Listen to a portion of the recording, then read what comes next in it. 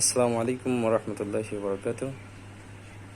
সম্মানিত দর্শক মণ্ডলী, আপনারা দেখতে পাচ্ছেন দারসুল কোরআন শিক্ষা একাডেমির ছাত্রছাত্রী ঝিনাইদহ জেলার ডাকবাংলা বাজার মাগুরাপাড়া গ্রামের বাসিন্দা হযরত মাওলানা কারি নূর মোহাম্মদ সাহেব নিজ বাসভবনে দারসুল কোরআন শিক্ষা একাডেমি গ্রাম এবং মহল্লার ছাত্রছাত্রী যে যে স্কুল অথবা মাদ্রাসা যেখানে পড়ালেখা করুক, পাশাপাশি যাতে ধর্মীয় জ্ঞান, ধর্মীয় শিক্ষা অর্জন করতে পারে, নৈতিক শিক্ষা, কোরআনের শিক্ষা যাতে নিয়ে জীবন করতে পারে, সে লক্ষ্যেই এই দারসুল কোরআন একাডেমির পথ চলা।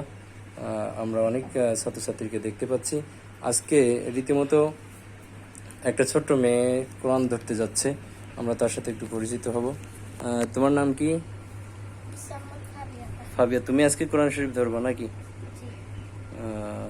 আজকে এই ছোট্ট মেয়েটা কোরআন শরীফ ধরবে। তুমি কোন ক্লাসে পড়ো? ক্লাস 4-এ পড়েই সে আজকে কোরআন ধরতে যাচ্ছে। অথচ অনেক মানুষ দেখা যায় যে 30-40 বছর, 50 বছর বয়স মুসলমান, অথচ সূরা ফাতিহাটা ঠিক করে পড়তে পারে না। এই ছোট্ট মেয়েটা আল্লাহ দিলে সে সহি করে কোরআন শরীফ পড়বে ইনশাল্লাহ। তুমি খাওয়ার দোয়া বলতে পারবা? বলো তো। মাশাআল্লাহ।